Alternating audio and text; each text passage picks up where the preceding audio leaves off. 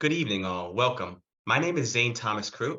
I'm the now actually retired president of the Mystic Valley area branch of the NAACP, which seems funny to say after serving as president for 6 years. I'm finally stepped back into retirement and it feels good. I'm still on the executive committee and I still support the NAACP branch in terms of doing some of our advocacy, such as prostate cancer awareness, as we are here for tonight. And I'm also the sitting secretary of the New England Area Conference NAACP, which encompasses every NAACP branch in the states of Massachusetts, New Hampshire, Vermont, Maine, and Rhode Island. Welcome to the AdMeTech Foundation and the Mystic Valley area branch of the NAACP's virtual event on prostate cancer. I want to thank everyone who participated in this event, from our branch members to our clergymen to our political leaders, public servants. I appreciate everyone's support. To our branch members, thank you all for being here with us tonight. The Mystic Valley area branch encompasses Malden and Medford, and many of our neighboring communities, including Arlington, Everett, Winchester, and of course, Woburn. Woburn is in the building strong tonight, as we have St. John's Baptist with us tonight, which is one of the most prominent and old Black churches in Woburn, Massachusetts. So we appreciate their partnership and support to join with us tonight as well. The Mystic Valley area branch of the NAACP support has been in these communities for over 40 years, from when we were just the Medford branch to when we transitioned to encompass the entire Mystic Valley region. We have fought for social, political, social, economic, and educational equity for all for the duration of this time. And we also represent that health equity is a civil rights issue for us. We want to ensure people in our communities are safe from COVID, safe from health disparities such as prostate cancer, which disproportionately affects Black and brown men. As we strive for environmental justice, voter access, policing reforms, positive educational changes in our schools, housing reforms, job growth, fighting inflation, making it a more equitable Bay State for all, we also want to touch upon the importance of early detection and getting tested for people that need to be tested for prostate cancer. This cancer is beatable if we detect it early. So we want to sit here and emphasize that tonight. The goal of this event is to empower individuals to take charge of their health and reduce the health disparities of this cancer. We want to leave with you at the end of tonight that if you are higher risk, get detected early, go out, beat this cancer, go out and vote as well, become an NAACP member, join us. So now I've definitely said enough. You're not going to hear from me all night. I'm not an expert on cancer. I'm not a doctor like Dr. Ordonez. I'm not one of our lauded clergymen or one of our amazing community leaders. So I'm gonna go out and invite next, Representative Michael Day, Representative Sean Garbly. They are champions of prostate cancer educational programs for high-risk men with the focus on Black men and Hispanic men. These two do so much work in our communities. We really appreciate their partnership. First off, I'm gonna invite Representative Day to speak. He's a champion of prostate cancer awareness. He does many other things. Right after he joins us tonight, he's gonna jump off and fight for some gun reform. So on further ado, I'm gonna invite Representative Michael Day to join us now. Thanks, Zane. Terrific to be with you all here tonight and with my friend and colleague, Representative Garbly from Arlington. My name is Michael Day. I am the state representative for Stoneham and Winchester, but a proud son of Woburn as well. So great to see the Reverend here representing the Tanners. I was born and bred in Woburn and made the big journey over to Stoneham a few years ago. It is terrific to be here with you all, and I want to particularly thank Mystic Valley branch of the NAACP for all the work you're all doing to combat structural racism and inequities in all of our systems. Zane touched on quite a few of them. We're here tonight to talk about inequities in health. And I'm happy to report that along with Representative Garbly, we've been able to secure in the last budget $1 million out of our state budget towards raising awareness of prostate cancer in the African American and Hispanic communities. The monies we know are well spent because monies towards prevention lead to a healthier outcome for all, but particularly for disparately impacted communities. The more we can get in awareness and education, the more we can get in people involved in taking care of themselves and understanding that preventative care is the most important part of healthcare, the healthier we're all going to be. I guess I'll share a quick story and then I'll step out of the way and let Rep. Garbly come in. This past year, my brother was diagnosed with prostate cancer. Because of early detection, he had the prostate removed and has had a clean bill of health ever since. But his doctors, his caretakers told him, had he not caught this early, the prognosis would have been far more dire. And so I'm incredibly thankful for our medical professionals who are in this area, who are really teaching us that this is a beatable cancer with early detection. And certainly the monies that we're able to scrape off the budget go to what the monies, what we really should be spending our monies on, right? The budget is a value statement that we make in Massachusetts. Where we spend our money is where we place our values. And so the monies that we've been able to put towards this endeavor, to raising awareness about education, about prostate cancer, is money well spent. And it's one that I'm proud to help work with Rep. Garbely and our other colleagues to secure. So with that, just want to say thank you again to AdMeTech, as well as to the Mystic Valley area branch of the NAACP for all of your work in doing this hard work and raising the awareness and education with all. And with that, I'll step back and let my good friend and colleague, Representative Garbely, come forward. Thank you. Thank you so much, Representative Day. Thank you so much for also sharing a personal story about your brother. That really can resonate with our communities to see that it really touches a lot of us or whatever. And it's not just, we're not just talking about something that doesn't exist. This is actually affecting real people that are speaking to you tonight. So now I do want to invite Representative Sean Garbely, who's a friend of the branch, is infamous in the towns of Arlington and Medford. He's a classic New England guy, loves boating in the summer, loves pumpkin spice in the fall. He loves Patriots football, even though I don't know if he loves it so much anymore. He might be picking a new sport now, but besides saying all that, I'm going to invite Representative Garbely to speak to us. Zane, thanks so much for the introduction, I think. Always great to be with you. You know, we do this year after year, and it's just one of the things that I certainly look forward to, and it's great to be here with my good friend, Chair Michael Day from Winchester and Stoneham, who's just one of my favorite people in the building. He's one of the hardest workers in the building, and someone who just works on every issue from police reform to gun reform to climate change. He's just someone that you can always depend on. And I'm lucky to be able to have a district that borders his. I am thrilled to be here with everyone on the call.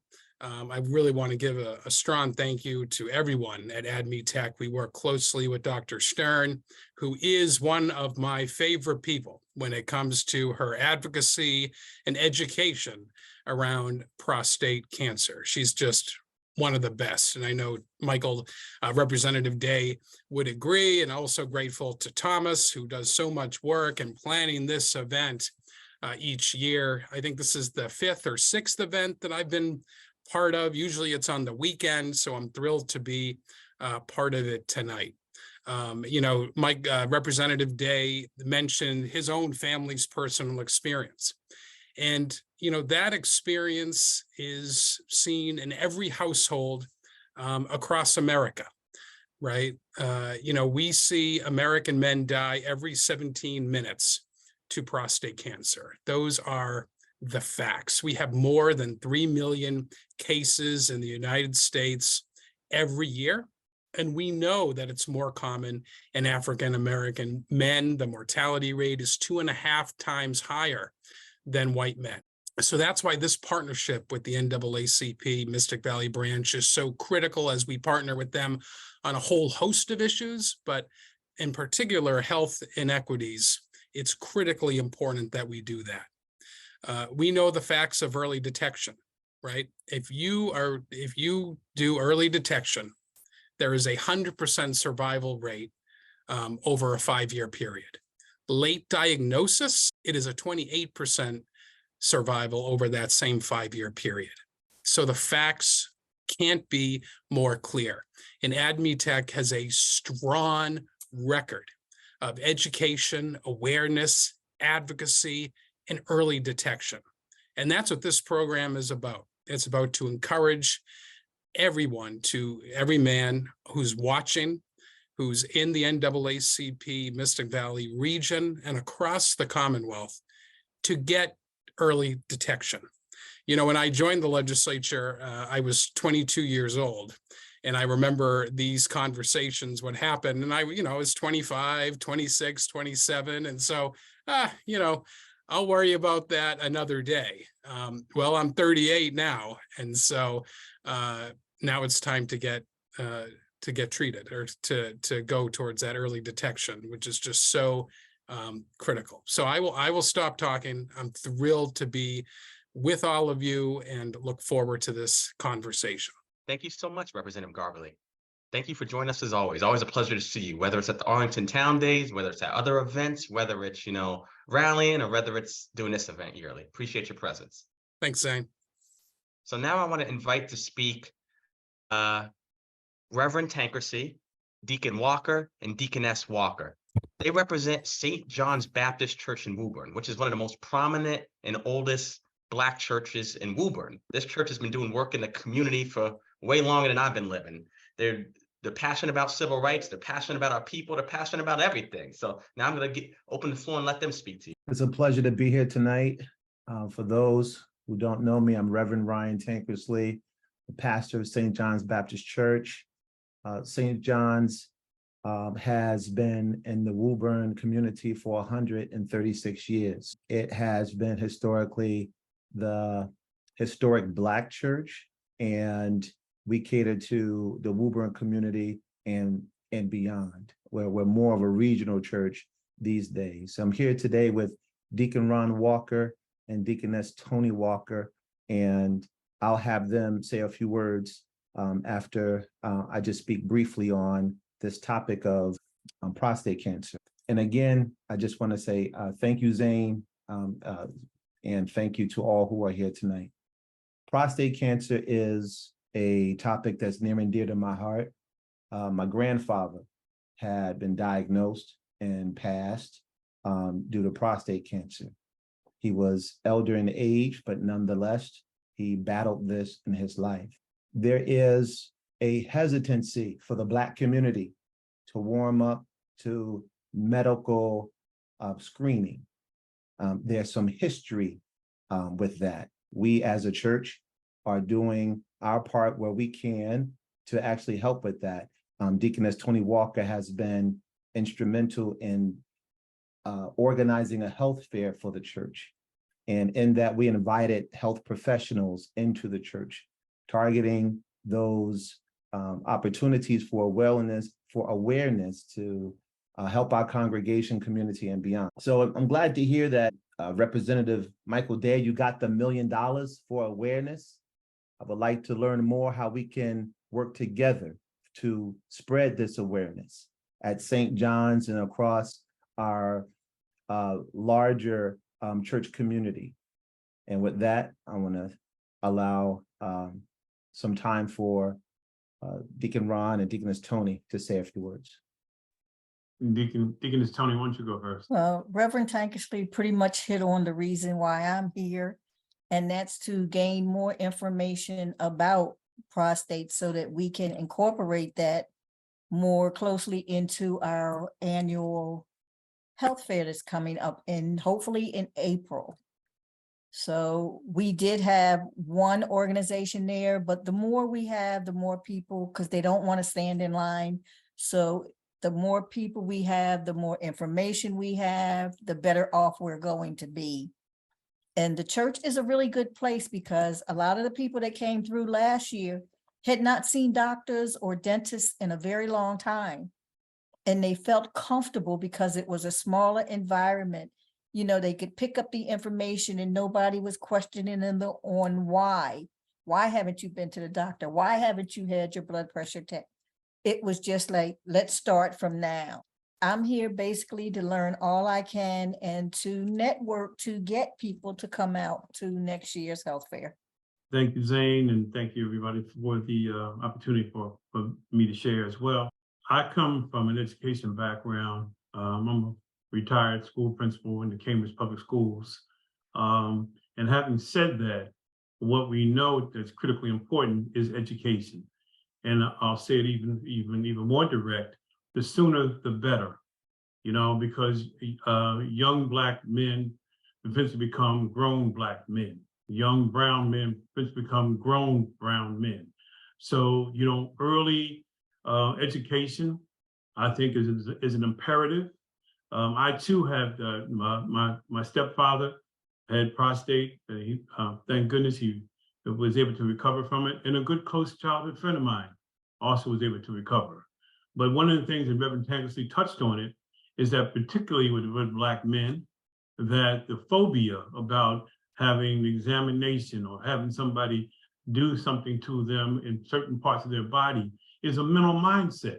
So again, I think as much education as we can get early on is going to be one of the key to success for recovery and preparation, particularly for young men who think they're immune to anything. And, no, as you said, Mr. Carberly, you're a young guy, right?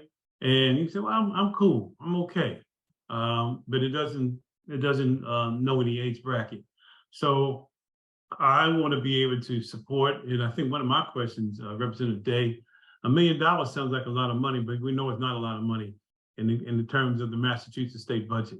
And so how that is used, efficiently and effectively, so that, the word gets spread, whether it's, through mechanisms like my wife is doing with the Candy Conversations, social media, the Woburn High School was close to our church, any and all means that really begin to use social media and use the approaches that gets the word out about this critical disease. Thank you for the opportunity to share. Thank you so much, Deacon Walker, Deaconess Walker, Reverend Tankersley. Appreciate the participation of St. John's Baptist Church, the information about the upcoming health fair, the work you do in the community.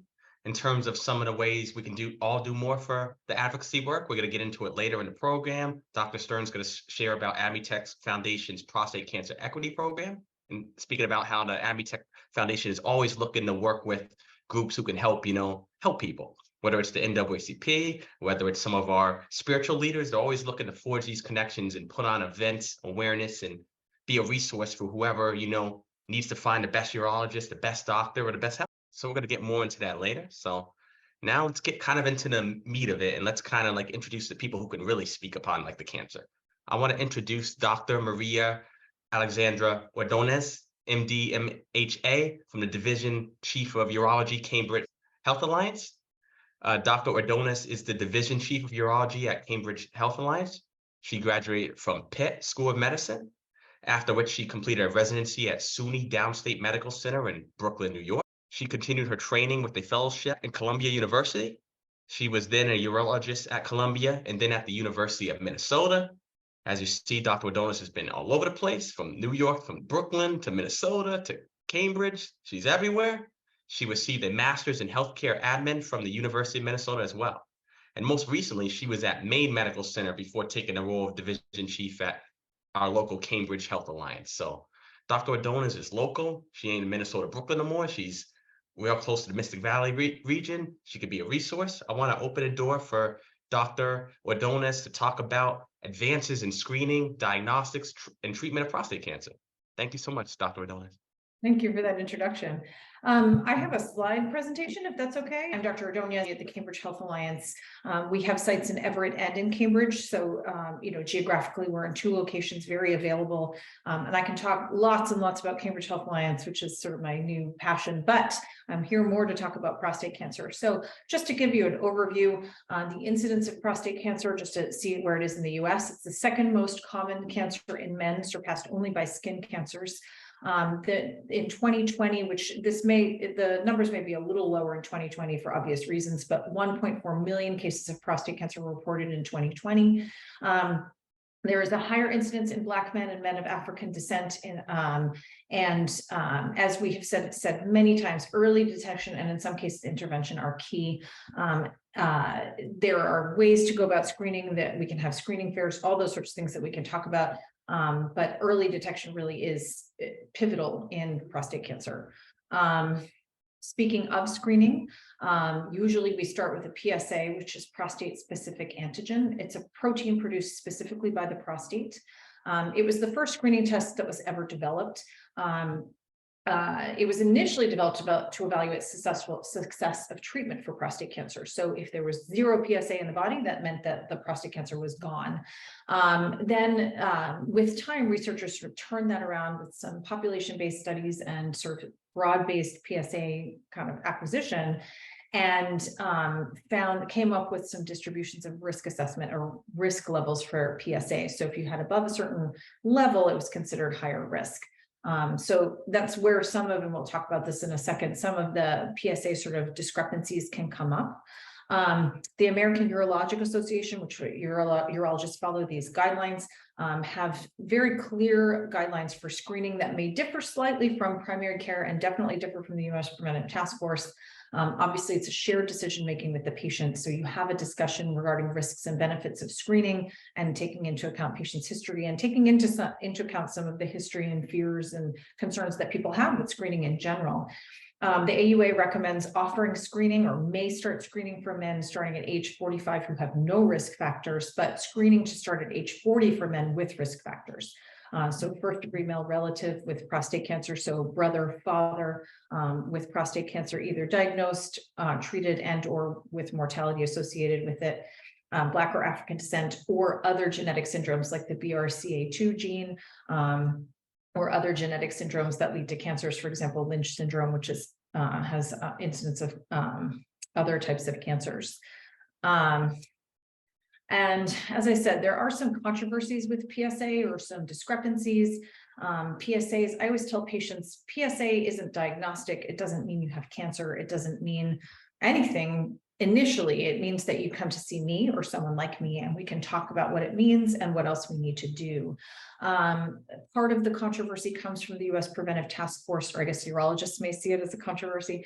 The U.S. Preventive Services Task Force guidelines that came out in about 2008 that said, we're not saving enough lives by screening with PSA.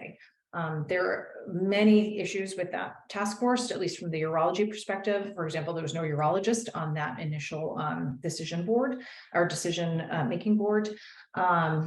They have since changed their recommendations, and they say after shared decision making, deciding on whether or not to do a PSA is recommended after discussion with your physician.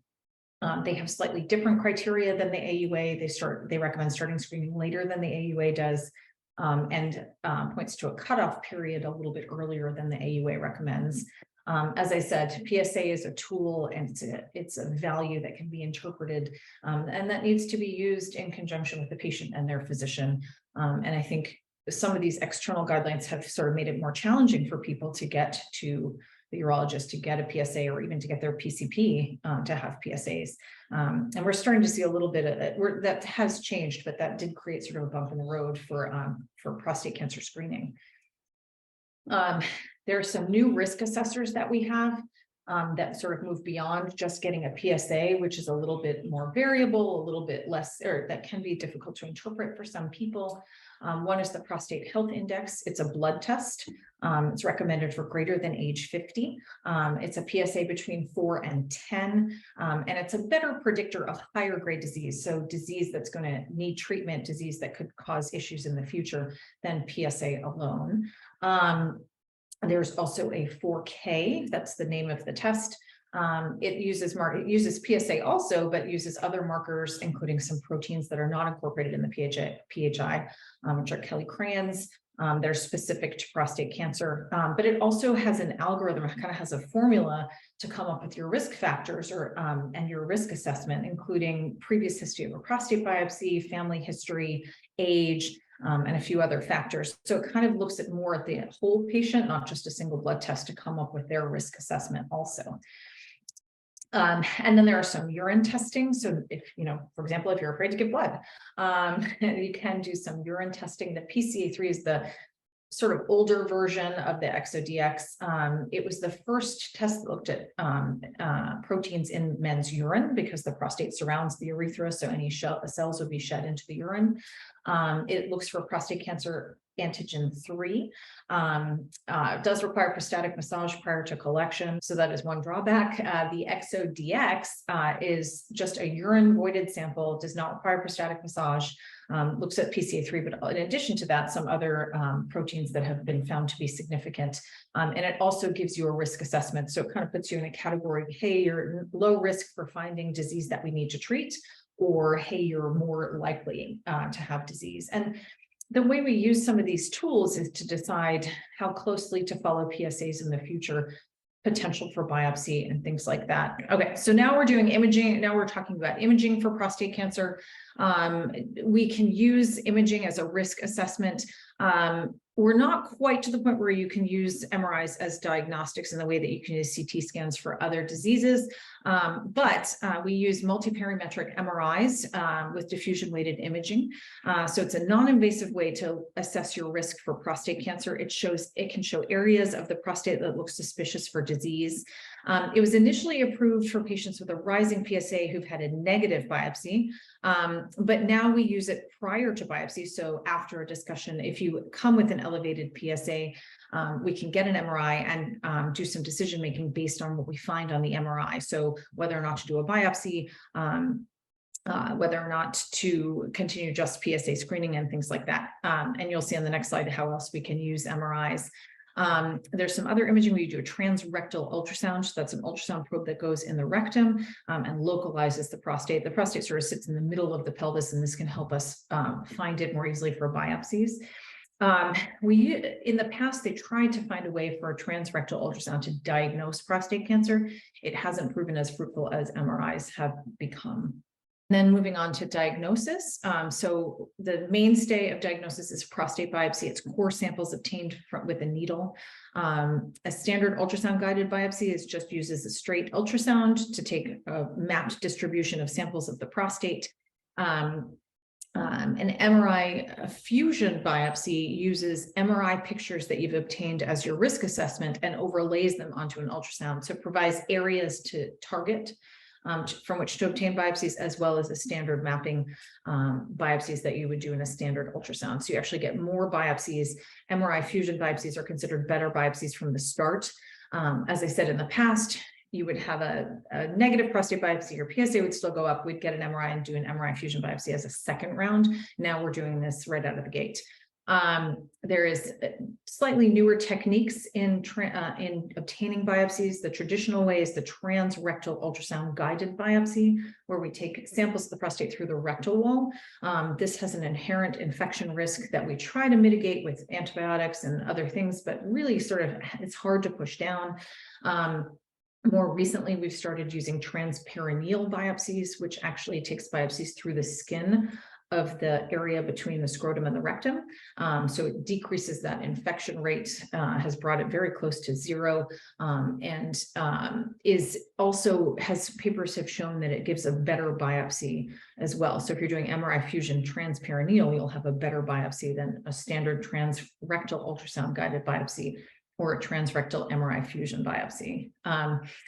I've started doing transperineal biopsies, and patients find it much easier to tolerate because you do get a little sedation for that. And so far, we've had really good outcomes with that at CHA. So that's diagnosis of prostate cancer. And I can take any questions anyone might have at the end. Treatment of prostate cancer. So something that really has come up in the time that I have been in urology is the treatment of low-risk disease. Prior to, or when I started residency, which admittedly was now a really long time ago, we treated every form of prostate cancer. After looking at a lot of data with many years experience, there was a database that was amassed over about 20 years that looked at low-risk disease, so Gleason 3+3 disease. And I didn't really go into a lot of the pathology because it gets a little bit more complicated, but you meet strict criteria for low-risk disease. Before, we used to operate on all of that. And now we've developed active surveillance, which you have to meet very strict criteria for. You need low risk or intermediate favorable risk disease proven on 2 biopsies, and PSA that is under 20, meeting certain criteria, but generally speaking, under 10 or under 20, depending on certain factors. A lot of patients say, well, oh, you're not going to do anything. And we definitely do a lot. It's a PSA every 6 months, an MRI once per year, can involve repeat biopsies depending on what we find on the PSA and the MRI. So so I think initially everyone was a little nervous about this because it felt like we weren't doing anything, but we're actually doing a lot. And the delayed intervention part is the key. If any criteria change in anything that we find, PSA, MRI, or biopsy, we can talk about intervention, and a lot of times we'll proceed. Or if a patient changes their mind and they say, I've been doing active surveillance for a while, I think I just want to go ahead and treat it. And then we move forward. And so that's the delayed part of the delayed intervention. There are indications for more intervention or indications for treatment, and that's grade group 2 or higher, or Gleason 3+4. These are again the pathologic staging. Under pathology looks under a microscope and gives them these scores. It's intermediate unfavorable risk or higher risk disease also, and it's disease treatments. The treatments I'm going to mention are for disease that's localized to the prostate, so that's within the prostate. And that's kind of the goal of early detection, is finding localized disease, treating it, and being done with it. I'm a urologist, urologists are surgeons, so we know prostatectomy is best. Initially, prostate cancer was treated with a radical retropubic prostatectomy. When I started my training, this is the only way prostatectomies were done. Now the majority of prostatectomies are done with robotic assisted laparoscopic radical prostatectomies. So it's gone from being a very big operation for both patient and surgeon to a smaller operation for patients, still a big operation for the surgeon. Has changed hospital stay, recovery times. Some of the side effects profiles haven't really changed as much, but it's definitely a much better operation for patients to do it robotically. Again, it's indicated for local disease, so disease that hasn't extended outside the prostate.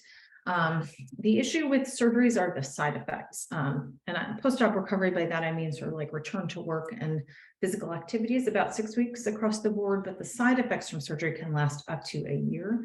And the two main ones are urinary incontinence, so leaking urine when you cough or you sneeze, and changes in erectile function. Both of which men tend to regain and be happy with where they are at up to a year, but can feel very long and frustrating for patients as they're regaining continence and regaining function. But another treatment does exist, another big mainstay of treatment, and that's radiation therapy. It's performed by the radiation oncologists, so not the urologists. External beam radiation therapy involves X-rays that are applied to the prostate in small doses and only to the prostate, usually over a course of 5 days a week for anywhere from 4 to 6 weeks. Brachytherapy also applies radiation to the prostate, but there are little seeds that are placed in the prostate and sort of release radiation over time. And that was developed more for the lower risk diseases that we don't actually treat anymore. So usually the mainstay that's offered is external beam radiation therapy. Both of these are also use hormonal therapy to kind of stop the prostate cancer in its tracks and help the radiation therapy work better. They block the production of testosterone for a period of time.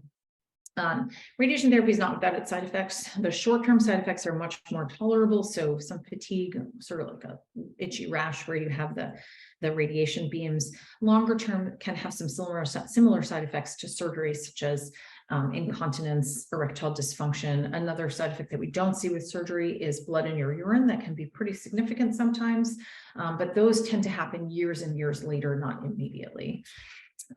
So that's radiation therapy. And then I'm going to talk about some other treatments that do exist and sort of the nuance of how we use them. So one of them is cryotherapy. That is, it was initially developed for treatment for patients that had had radiation therapy and had a recurrence. So the prostate cancer kind of came back.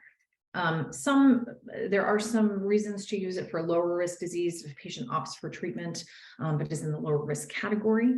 Cryotherapy is a viable option. It freezes and thaws the prostate in order to kill any cancer cells that would exist in the prostate. Still has some risks of incontinence and erectile dysfunction, but not as significant as surgery. There's high intensity focused ultrasound. It's also treatment for low risk disease, was used a lot in Europe in the 2000s and 2010s, was finally approved by the FDA in the US, sort of mid 2010s, 2015-ish. Also used for lower risk disease. It can be used in part with active surveillance if you want to proceed to treatment. And then there are focal therapies. So focal therapies have really taken off with the advent of MRIs because it can show you exactly where the disease is, and then you can apply cryotherapy or radioactive seeds or laser therapy to kind of treat these areas. There is a little bit of controversy with focal therapy. It is really great, but we often find that prostate cancer can be a multifocal disease. And so, there is a school of thought that says, hey, this isn't right because we'll just keep treating focus after focus and not really treating the whole gland. But there are some of the advocates for it think it's true or have evidence to show that it works very well. So I think it's very patient dependent. And ADT stands for androgen deprivation therapy. It's mostly used for after the prostate has spread or in conjunction with radiation therapy. And that is my very quick overview of the urologist perspective on prostate cancer. And as I said, I'd be happy to take any questions at any time. And also happy to see anyone in this region at CHA. As I said, we have sites in Everett and Cambridge. Thank you so much, Dr. Ordonez. Appreciate that walkthrough. That's okay. I know everyone's sick of the pandemic. We want to be back to in person, even though we are with Zoom tonight, which is pretty convenient for us and convenient for our members and everyone tuning in. So thank you so much, Dr. Ordonez. So now I want to welcome Dr. Faina Stern. Dr. Faina Stern is the president of the AdMeTech Foundation. She has forged a great relationship with the NAACP, the New England Area Conference, over these past decade or so. She's been working with various branches across New England, whether it's the Springfield branch, the Worcester branch, the Boston branch, the Brockton branch. I definitely apologize for any branches I might miss, maybe the New Bedford branch as well. So many branches, more branches than we can count. Dr. Stern has been trying to work with all branches across the state of Massachusetts, been trying to work with other groups that work with communities of color as well to do everything she can to promote prostate cancer awareness and to ensure people get tested, get early detected. So now without further ado, I want to welcome Dr. Faina Stern, who's going to say a lot more about the AdMeTech Foundation, as well as the Prostate Cancer Equity Program that the AdMeTech Foundation has been working on for years as well. Thank you so much, Zane. Thank you. Thank you for your partnership of many years in Mystic Valley. And indeed, we are working with New England Area Conference and NAACP, and we are working with at least 12 or 13 branches located across Massachusetts. I would like to thank everyone present here today, including Dr. Ordonez, Deaconess Walker, and we definitely would be excited to talk to you after this event to figure out how we can support your health fair and how we can work together to enhance prostate cancer awareness in Mystic Valley. So Thomas is in charge of our community partnerships, and we would very much look forward to working with you on that. Before I will proceed, I would like to acknowledge two key members of my staff, Thomas Satam and Emma Coyard. Thomas is our Director of Operation and Healthcare Policy. Emma is our Manager of Organizational Development. These are key people in AdMeTech Foundation who make things happen. My talk is, Dr. Ordonez just described some cutting-edge advances in patient care, and it's I share her excitement how over the last 5-10 years we started see shifts from very aggressive treatment to much less aggressive treatment, because we have much more precision diagnostic tools and much more precise diagnostic tools, and we can sort out who does not need treatment at all, who needs minimally invasive treatment, what Dr.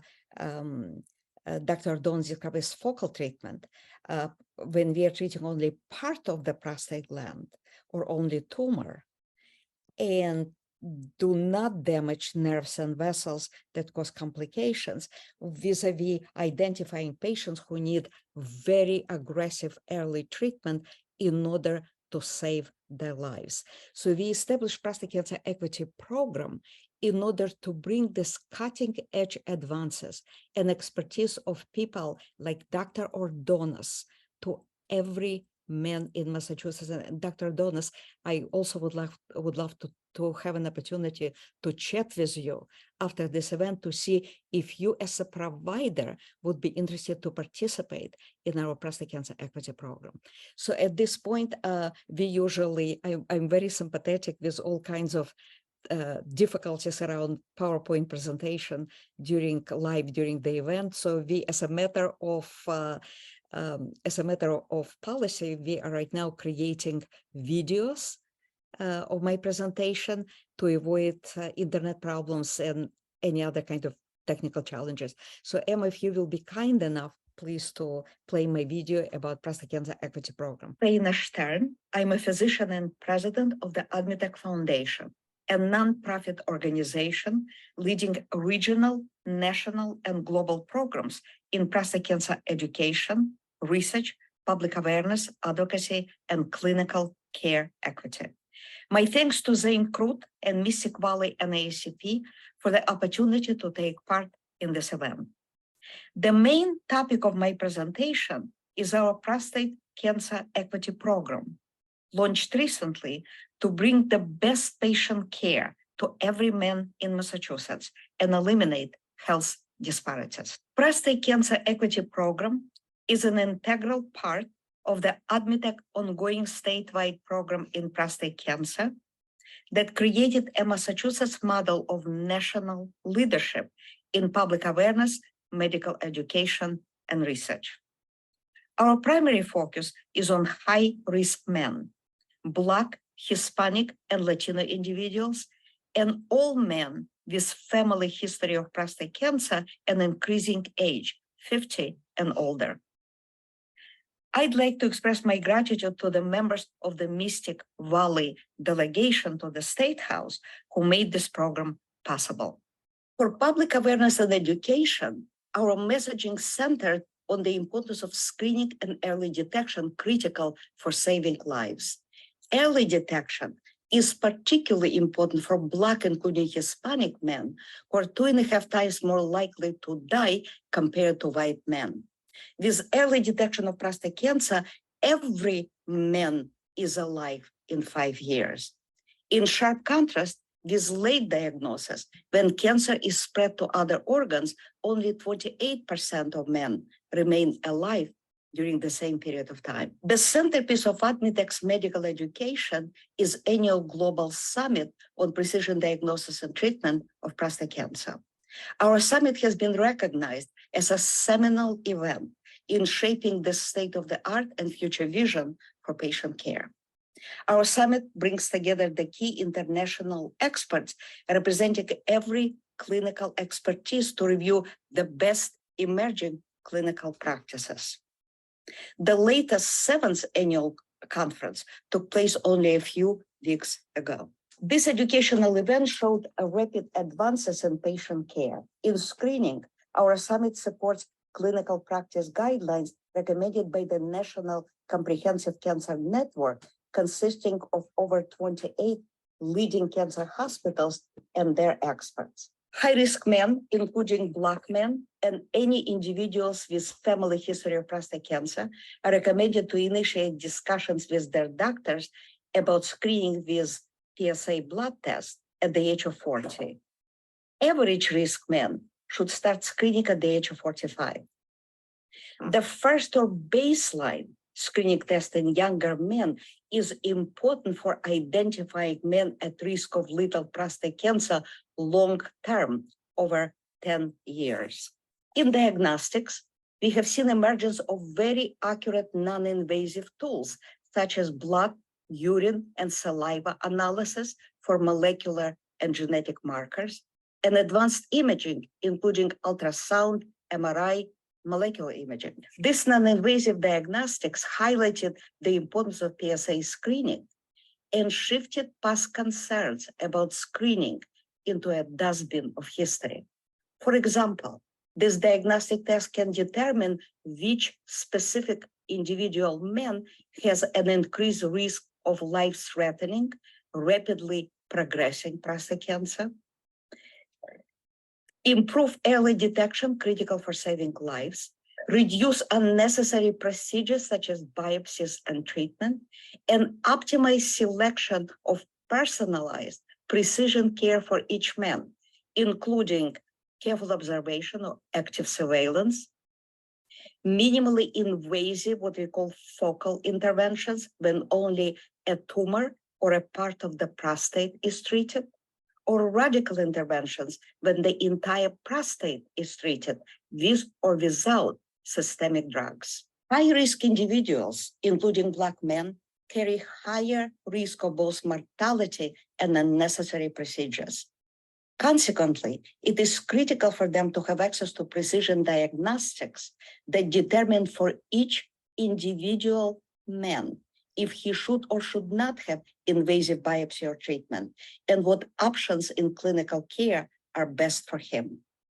Unfortunately, in Massachusetts, compared to white men, Black men are less likely to have precision diagnostics such as advanced imaging, molecular or genetic testing, and to undergo life-saving treatment.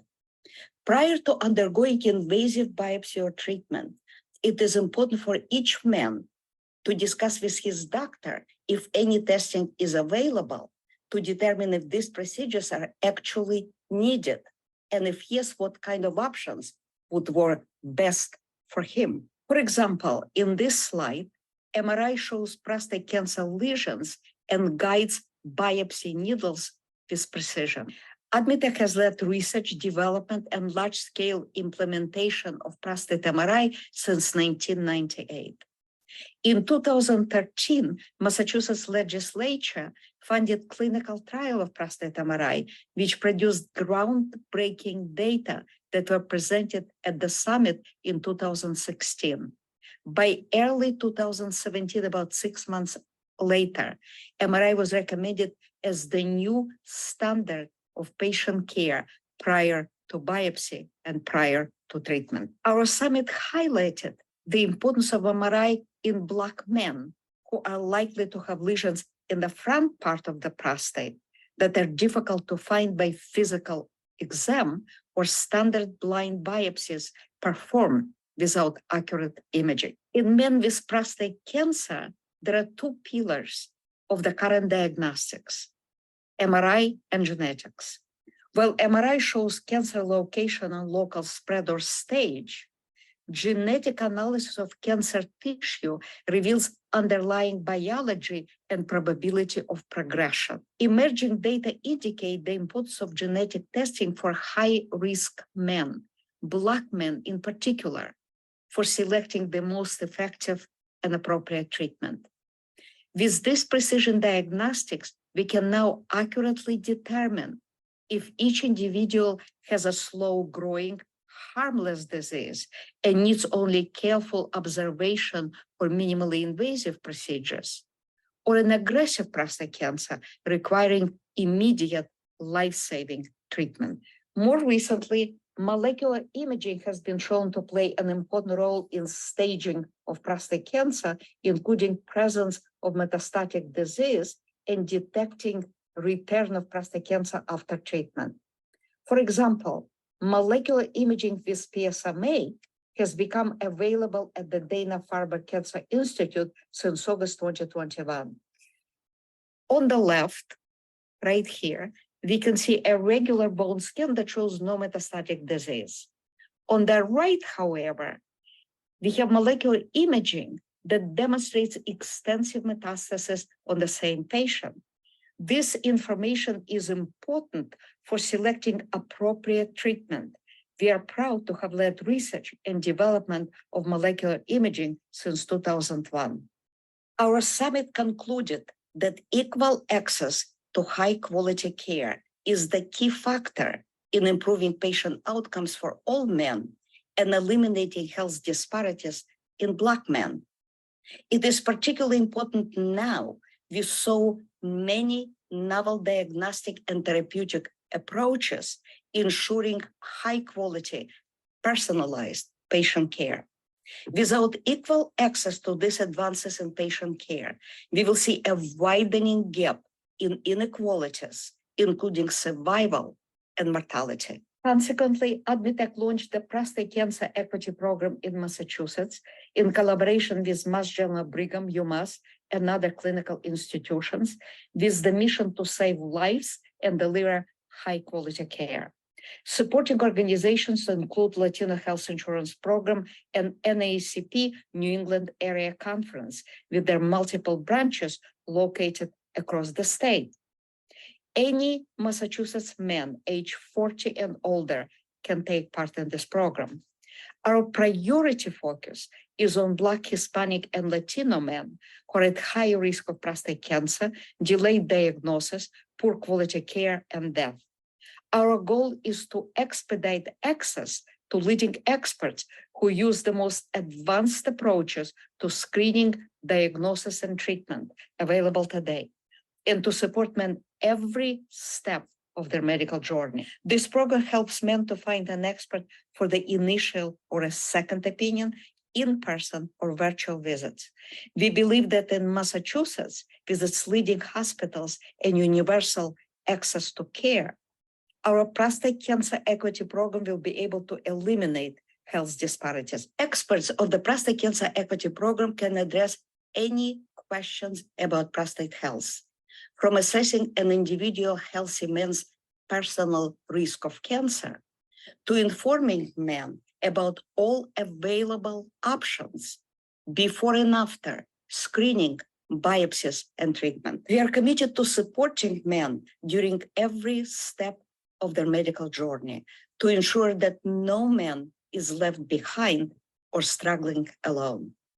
To achieve this goal, we created a streamlined VIP-style process of patient referral and care, reflecting how doctors involved in this program take care of our families and friends. This process consists of 3 essential components.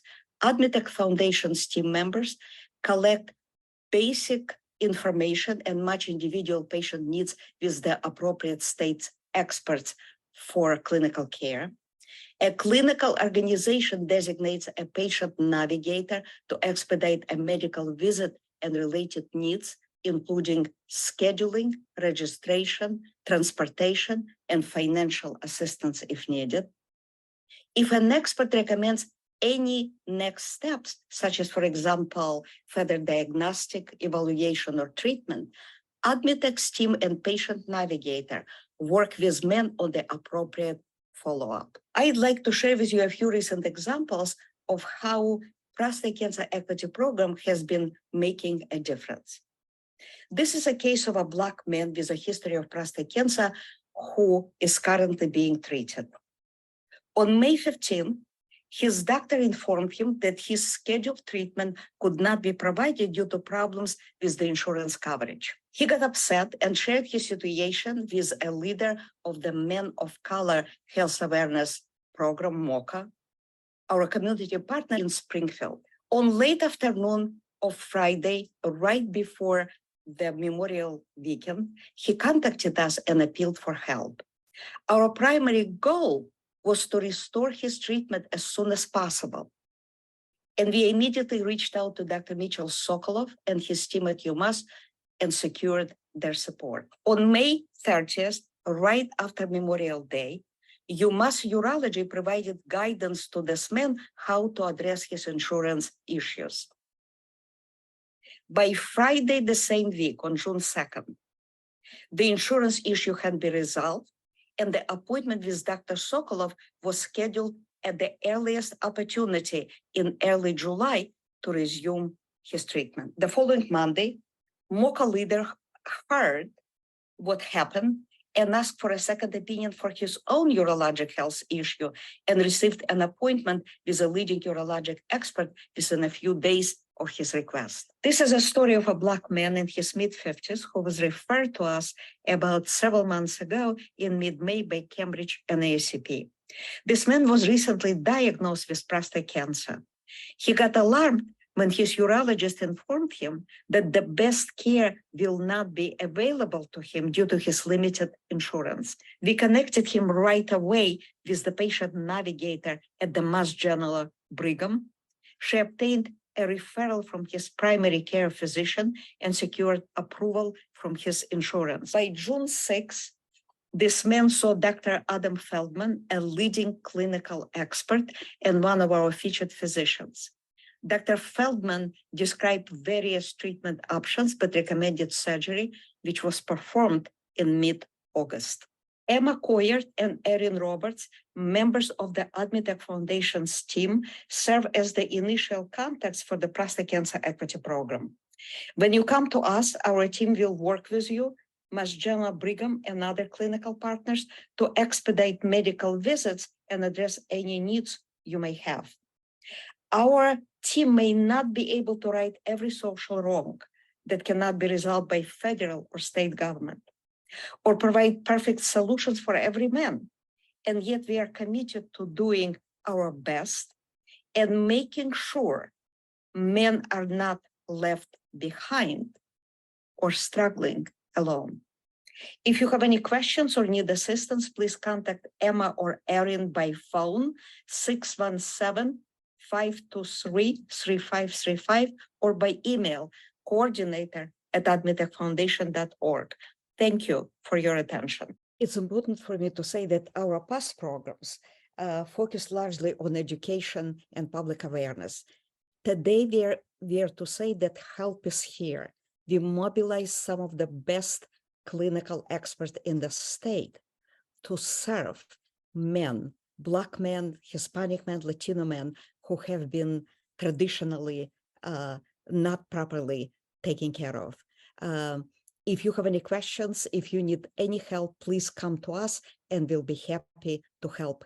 Help is here in the form of Prostate Cancer Equity Program. Thank you so much, Dr. Stern. Appreciate the presentation. Appreciate the work, Thomas, you have done in the background, and you as well, Emma. Thank you so much for everything that AdMeTech has brought forth with us today. So now I think we can open the program to questions. If we have any questions from any of the panelists or questions anyone sending in via email or phone or via Facebook Live, now's the time for that. I'm really impressed with the work of the AdMeTech Foundation and also Dr. Ordonez. Both of your work was very, very informative. I guess I'm going to circle back to the original question I had before, that knowledge should start early, you know, particularly when it comes to the case of men of color. Explode the myths and all the things. How much contact have either of you made with the school systems in Woburn, in Cambridge, whatever? What has been the outreach there and the responses?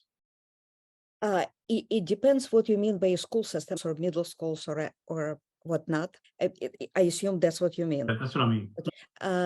Prostate cancer is a disease of older men. That's why we actually, although we are educating everyone in a hope that youngsters will push their fathers or brothers or grandfathers to get checked, and we are open to that.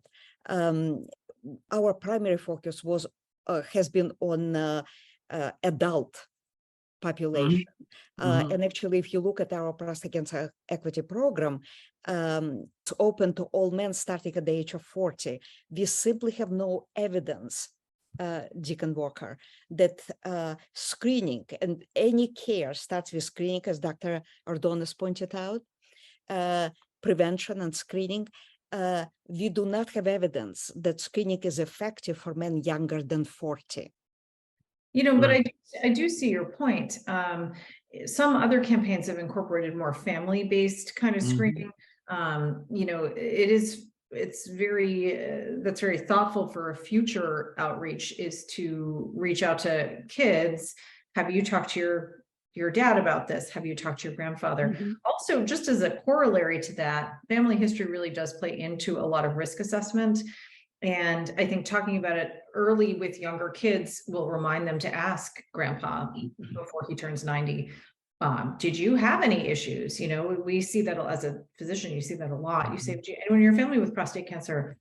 I don't know. We never really talked about it. I know my grandfather had something, and starting a campaign of just talking about issues open to it, reminders to go to physicians. So, I know that sometimes grandkids can often prompt grandparents to go get screening. So that's a very fruitful area for future discussion and future. Yeah, that's kind of agree. what I was hinting at. Absolutely. Particularly because when you start, prostate cancer is a sexual cancer.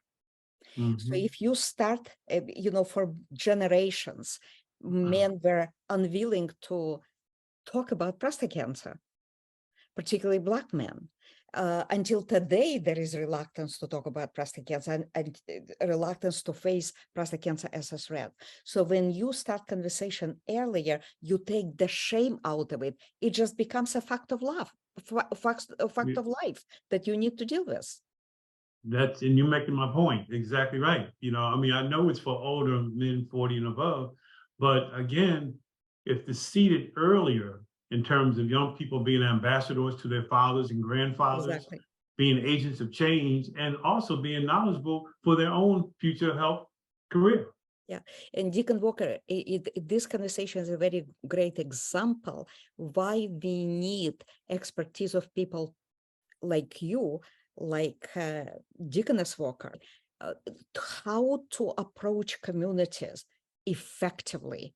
We have information, we have materials, educational materials, we have the tools for people to get help. But how do we get this information to people who need it the most? Can I ask a question about those tools to get help? There was on one of those slides that said Black men are 22% less likely to have treatment. In Massachusetts. What are the drivers of that statistics? Was there any additional context for that statistic? That's a great question. This is a fundamental statistics of one of our main partners at Prostate Cancer Equity Program is Dr. Kwok-Ding Trinh of Brigham and Dana-Farber. He's the world authority on health disparities. So because Massachusetts has universal health care, he was interested to see what the situation in Massachusetts, and he found that in Massachusetts, Black men are 22% less likely to get life-saving treatment. And this is actually better compared to other states, but it is still unacceptable. And this access to care is critical for equality in care. And we know that from a lot of data coming from military medicine, veteran health system. Military medicine and veteran healthcare system eliminated disparities in prostate cancer outcomes, including mortality. Men in military and veteran healthcare system have the same outcomes, the same probability of death, the same quality of care, irrespective of the level of income and irrespective of the level of education, for a very simple reason, because they have the same access to the same quality of care. So that's what we are hoping to accomplish through Prostate Cancer Equity Program, to deliver high quality care to everyone who come to us. But we can have the best programs and we can have the best concepts. But if we do not let men know about availability of these programs, we're not going to get very far. And we have already extensive relationships of trust that we built across Massachusetts' multiple organizations. And we are always looking at the possibility of expanding this partnership in order to let more men know about the importance of screening, early detection, and the programs in clinical care equity that we have. So we are looking forward to a possible conversation with you if you would be interested. That's good to know that 22% is low, but it's still unacceptable. What I'm hearing from you is that we need to work together to get more people screened. Exactly. And And Black community has traditional lack of trust in medical establishment. We cannot just show up and expect that people will trust us. So we need to leverage the trust between community leaders, including faith-based organizational leaders, in order to bring this information in such a way that it actually will be heard. I agree. I think we're in agreement. We are strategically aligned, and I think it'll be interesting to see what we can do to work together. I think it's a great. I like the stories that were a part of the presentation, where people had insurance issues, but were still able to get support by working with AdMeTech. And so, if we knew of someone who was in that circumstance that was getting treatment and had insurance issues, is it as simple as calling Emma or Aaron? Because we have considerable resources to address this kind of problem. And just like we are looking for expanding community partnerships to bring these programs to everyone who needs them, we are looking for expanded partnership for clinical providers like Dr. Ordonez, so that we will have more providers who can provide help to more men. I like what I'm hearing, and I do agree. We also need to expand health education from an early age, from the household to in the church to everything. Like, I'm glad to know I found out today that I'm not classified as an old man. I'm under 40. I'm 34 as of yesterday, so I'm glad I don't meet that yet, but I'm getting there. But being how old I am, it's definitely interesting finding out some of the family things in my 30s. Like, oh wow, this relative died of heart disease. This one had this one had prostate cancer. It's kind of, I don't know if it would make sense if I knew if I was 10 or 15 years old, but I guess it does make sense for families to have more of these conversations so people know. So before your grandfather dies that, wait, did they die of this thing that I'm at risk of? So I agree, that's definitely important that we increase our community, health education. And I do see a question coming in from Facebook Live. The question is in regards to one being scared of getting, going through like the testing, getting the screening. I want to know, what is it, if somebody thinks they should get screened, what does that entail? Like if they go, what's the first step? Dr. Donis, would you like to address that? Sure. So if the patient has a primary care physician, usually they would order a PSA test. So it's a blood test. I think some of the cautions about screening comes from the concern for doing a rectal exam at the same time. The AUA has I didn't mention this in my talk, mostly talking about PSA, but the AUA has kind of changed their guidelines on rectal exams. And I think that was a barrier before. So it's basically just a blood test. You can have your PCP, your primary care physician, order it. There are also health screening fairs and stuff that I'm sure AdMeTech has supported, but that's the first step. If you have a primary care doctor, go in there and say, I am age 40, I meet the criteria, I'd like to be screened, and then I can order it for you and get it done, and then send you to me if needed. Great, so that definitely helps. That's important to have that conversation and messaging too, to say, hey, if it just starts, it's just a blood test. Let's not get any crazier at the moment. It's just a blood test. It's very, even among high-risk men, when you get screened with for prostate cancer with blood test PSA, overall it's a very low probability that test will be abnormal, let alone one can have cancer, and even much lower probability one will have an aggressive prostate cancer. But even with this low probability, we need to identify these people in order to save their lives. I see another question coming in. The question is in regards to, I guess, time to recover. If somebody's diagnosed with prostate cancer, how long from, I guess, when they're diagnosed to when they get back into action? They're going to the Bahamas, they're going skiing, they're like going on with their life if they beat it. We're going to have Dr. Stern answer that as well. It kind of depends on how you treat it. From diagnosis to treatment, usually there's a little bit of a lag time as you gather the diagnostic studies and such. But once you do have treatment, For prostate cancer surgery, it's about 6 weeks. So that's with no heavy lifting, no strenuous activity.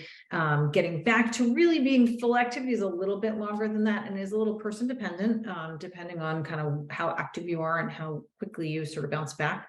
I will say that my 70-year-olds do tend to recover a little bit more slowly than my 50-year-old patients.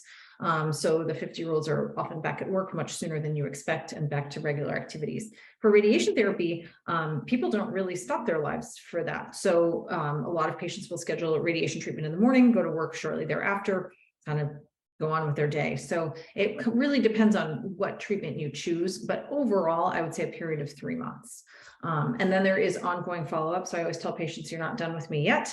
And you still need to see me periodically to make sure that it doesn't come back. So that's also a key piece, is that once we like to make sure that we keep tabs on things and be 100% sure that we're following for early detection, but also on the very off chance it does come back, we can jump on it right away. So there's a very scheduled way for follow-up too. Sorry, that's my plug for follow-up. And this is recovery period for men who have potentially life-threatening prostate cancer and have aggressive treatment.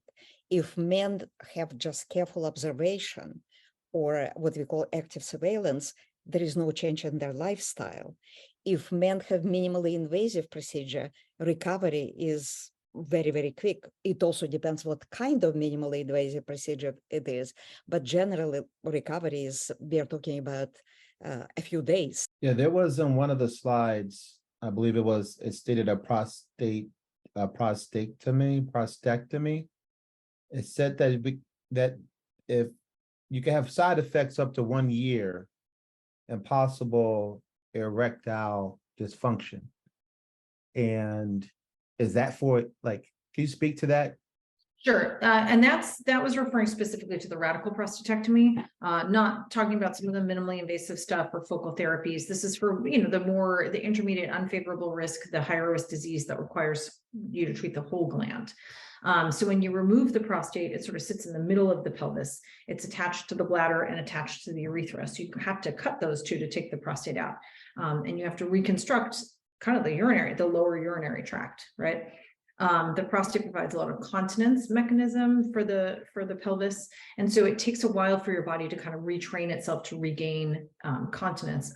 Again, there's a little bit of age disparity. So the 50-year-olds and late 40s tend to regain continence a bit sooner. As you kind of approach 70, mid 70s even, it takes a little bit longer. The 1 year mark is just sort of our catch-all. Many patients are happy with where they are at 3 months, but it's 1 year before we sort of have a sit down and talk with the patient and say, hey, do we want to do anything to correct this? Or are you okay with where you are? How are things? And really checking in to see if we need to do anything else. So that 1 year period is kind of like maximum, as opposed to you will have this definitely for 1 year. Erectile function comes from the nerves that provide erections, go right next to the prostate. So they sort of hug the prostate. For many surgeries, you can actually kind of move those nerves away. We do this under really big magnification. So you slide those little nerves away and can preserve function. For some of the higher risk disease, it's a little harder to do that, and also provide great cancer care. So erectile function can be affected, but usually men are happy with where they are. So either with some medication or with erections on their own, again, by about a year. And again, the age thing does play in. 50-year-olds tend to recover a little bit sooner, 70 plus a little bit slower. Those are sort of broad-based risks. And again, there are plenty of things we can do to help with both of those issues. But we give the body about a year to kind of see how much you're going to recover before we intervene again. And that's sort of kind of what I meant by that slide, is that it's kind of, we're giving you a year to kind of regain before we intervene again, or ask if you want intervention. There's plenty of patients who get to that year and they say, I am good, and don't really want anything else, and they're absolutely happy with where they are. And there's some men who want intervention, and there's some men who regain to where they were before. So it can be very variable, and it's one of the things you really kind of have to talk through with patients, is that we kind of don't. There's a little bit of uncertainty going in, and we need to all be on board before we decide to do anything. And once again, Dr. Ordonez just described the worst case scenario. with careful observation, active surveillance, or minimally invasive treatment, the probability of complications is much lower, and the probability and the recovery is much faster. But we are still we still are doing research to make sure that minimally invasive treatment is as effective in cancer control as aggressive treatment. Earlier in the slide, there was an example of a person whose insurance didn't cover it. And Insurance did not, yeah, correct. and they were referred. Is there anything in the doctor's office or widespread that says this is where you could go to get help with your insurance company? That is a great question.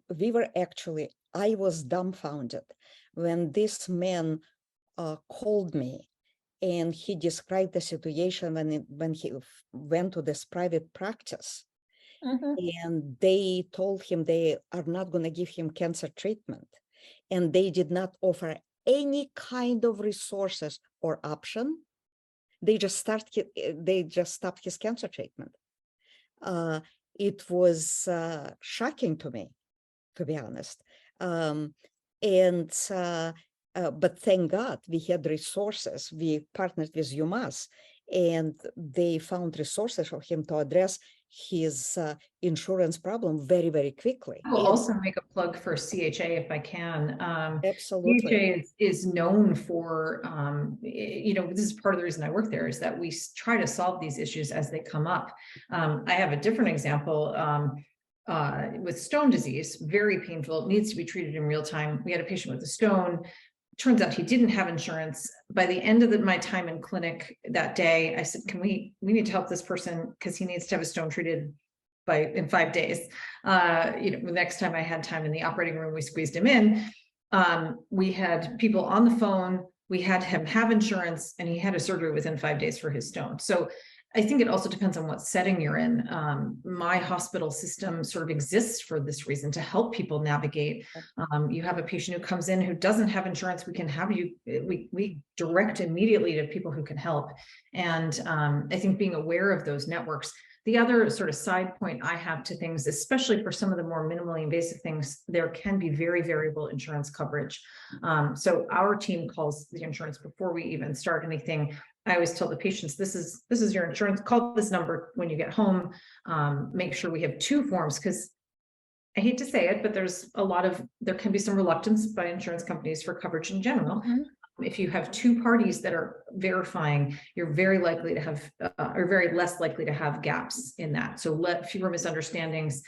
I tell them exactly what I want to do. Is this going to be covered? And we kind of get it documented so that we don't have issues like this. But I will say CHA, this is sort of our mission, is to be able to provide care for everybody and to kind of get rid of these insurance issues or handle them as best we can and as quickly as we can. And I always think of that example of that patient with a stone, doubled over in pain. I said, I can get him in 5 days.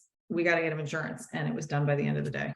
And it is like in the case of the man who I described, it was just a matter of simple knowledge, because he had, for example, one insurance carrier that caused this trouble. And basically UMass colleagues went to another insurance carrier within Medicare umbrella, and all the problems disappeared. Sometimes it is Mass Health. As long as men are legal immigrants or citizens, Mass Health covers,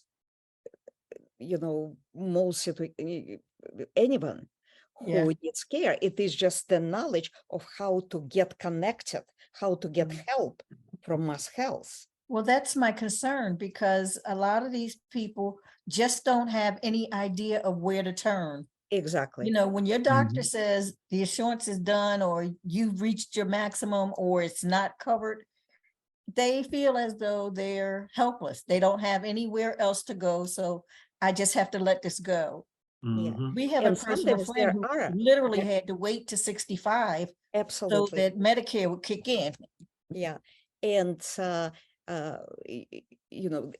purpose of Prostate Cancer Equity Program to leverage all the sort of connections we built over decades in order Mhm. to serve men who need the service the most. For example, one of our partners is National Cancer Institute.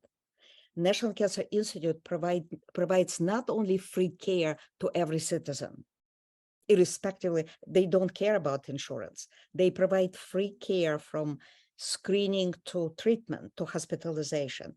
They even provide support for travel. They actually pay for travel. Mhm. So it also entails participation in clinical research programs. But National Cancer Institute has some of the world leading approaches to screening, diagnosis, and treatment. So local providers, in case it becomes an insurance issue that cannot be solved quickly, we simply go to the National Cancer Institute. So we have it is located in Bethesda, Maryland, though. It's not local. So there are a lot of resources that are available, and the purpose of Prostate Cancer Equity Program to not make it men's responsibility, but for us to take this on, just like CHA does. Well, one of the things that it's important for us to hear, and Deaconess Tony's and myself involved in our church family ministry program.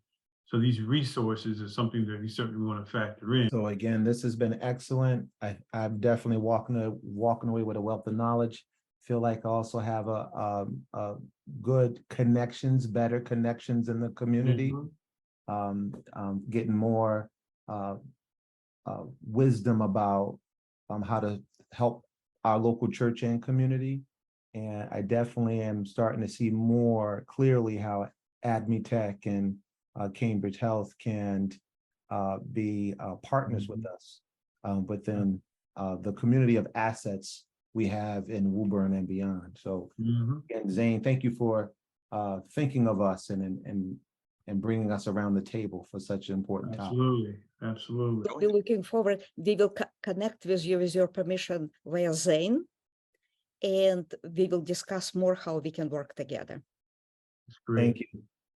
Sounds good, Dr. Stern and Thomas and Emma. We'll have to get you out to Woburn as well. I know St. John's Baptist participates in an amazing Juneteenth event every year in Woburn that's hosted by a group called SCI, which does a lot of great work in the community as well. They put on a great, amazing event out there. So maybe we can get some advocacy there and have some good food over that time as well.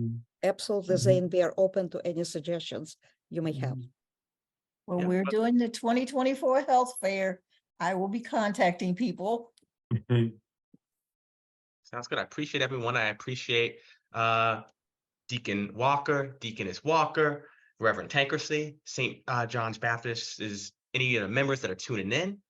Appreciate the AdMeTech Foundation and work of Thomas, Emma, Dr. Stern, and any of your colleagues. Appreciate everyone from the Mystic Valley area branch of the NAACP that put on for this, as well as the other branches across the New England Area Conference that have supported the work of prostate cancer advocacy. I appreciate everyone and everything they've done. So to sum up the night and let us get out of here at 8 p.m., the odds of getting prostate cancer and the odds of dying are greater in Black and brown men, but this is preventable. Get checked out, spread awareness. Survival is contingent upon early detection. Thank you so much for your time, everyone. Have a great night. Thank you. Thank you. Thank Have you a so great much. night. Thank Thank you. you. Yeah. Good night. Good night all. Bye Good now. night.